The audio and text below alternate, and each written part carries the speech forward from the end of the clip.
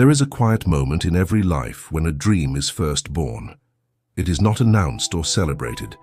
It begins as a small, fragile idea that takes root in the heart before the world has a chance to crush it. For some people, that moment comes early. For others, it arrives after years of disappointment. But for a boy named Ethan Walker, that moment came on an ordinary afternoon in an ordinary town, under circumstances that most people would have considered anything but hopeful.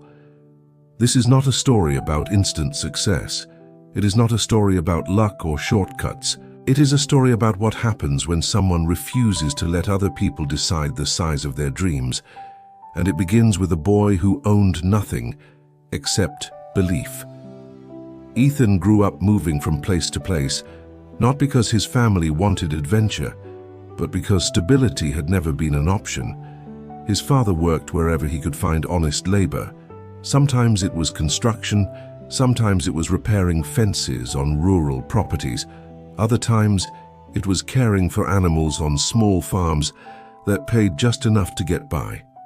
They never stayed anywhere long. Each move meant a new school, a new classroom, and a new set of faces that already had friendships Ethan was expected to fit into overnight. By the time he turned 12, Ethan had learned an important lesson the hard way. If you move often enough, you stop expecting to belong. He learned to keep his head down, to do his work quietly, and to avoid drawing attention to himself. But inside him, something refused to stay quiet. Because while his surroundings constantly changed, one thing never did: his dream. Ethan loved the land.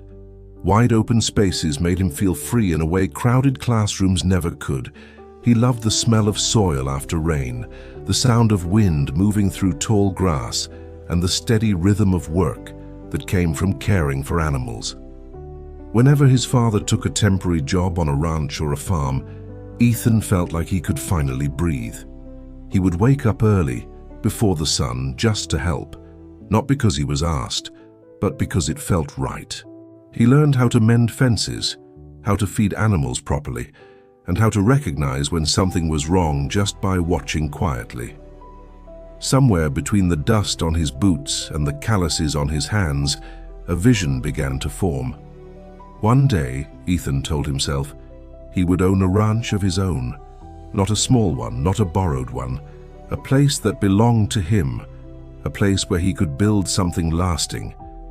He didn't tell many people about his dream. Experience had taught him that dreams spoken aloud often invited laughter. So he kept it tucked away, protected, growing quietly inside him. Until the day his life intersected with an assignment that would test everything he believed. It was early autumn when his teacher stood at the front of the classroom and announced a new project.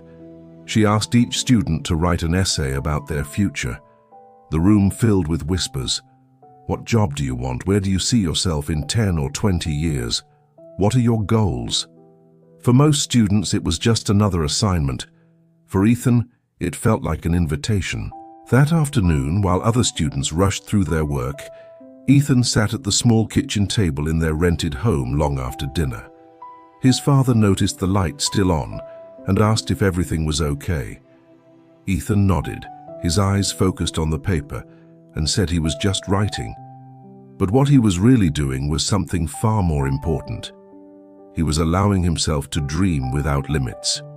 Ethan wrote about land stretching farther than the eye could see, about barns and stables built with care, and about animals raised with respect, not just profit in mind. He described a ranch where people worked with pride, where families could gather, and where the land was treated as a responsibility, not a resource to be used up. He drew diagrams, planned details, and imagined a life that felt meaningful. 7 pages later, he leaned back in his chair. For the first time, his dream wasn't just in his head. It was real, at least on paper. When Ethan handed in his essay the next morning, his hands trembled slightly, not from fear, but from hope.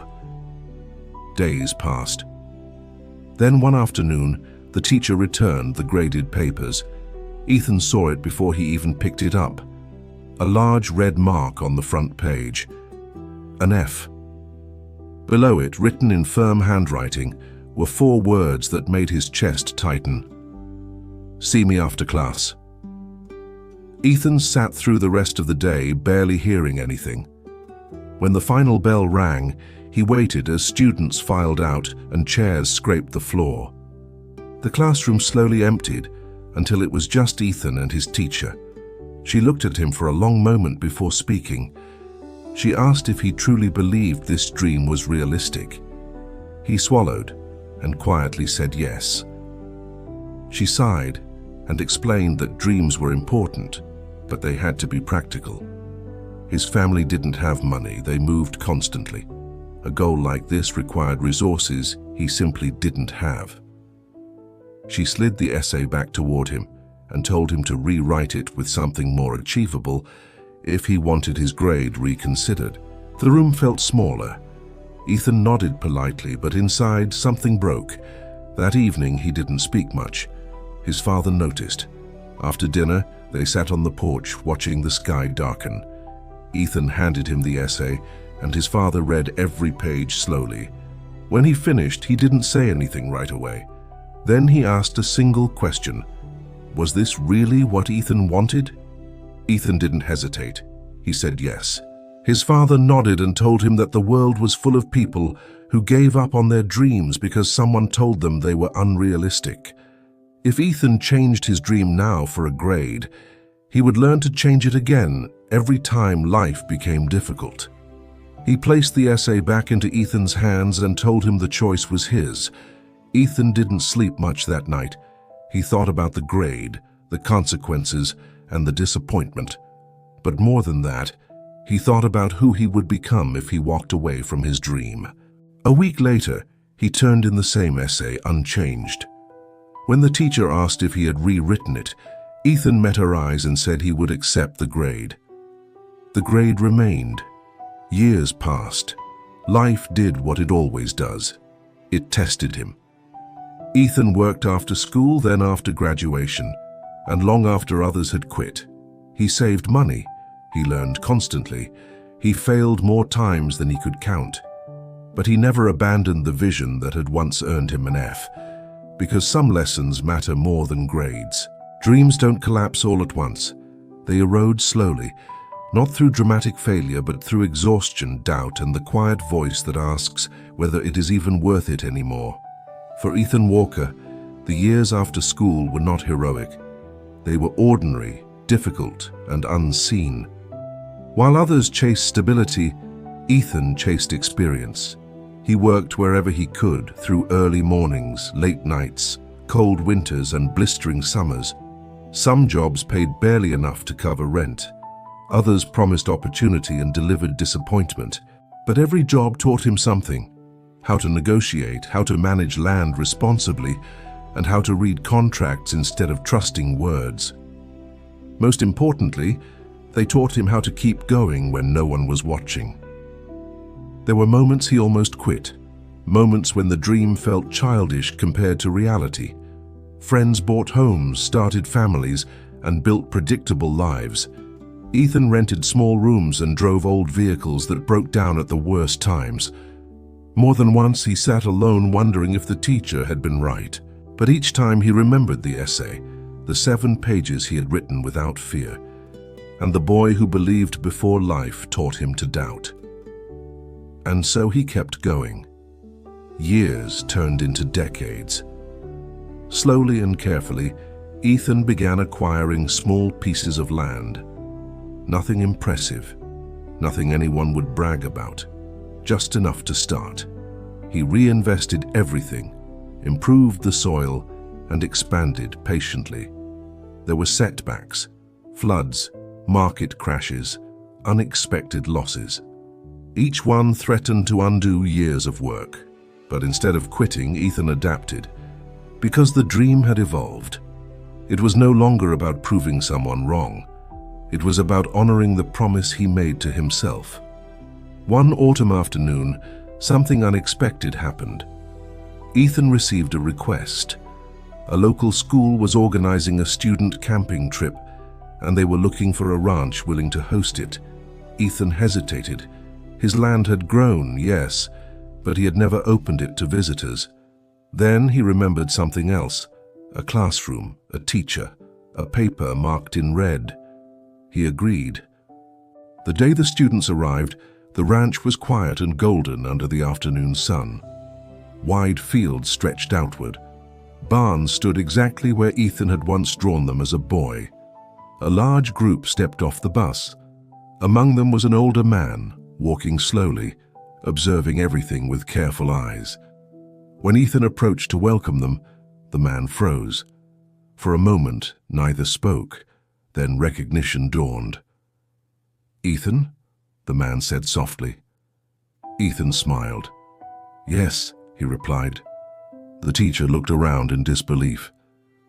"This place, it's exactly like—" "The essay," Ethan finished gently. The teacher swallowed hard. Later that evening, as the students settled in, he asked to speak privately.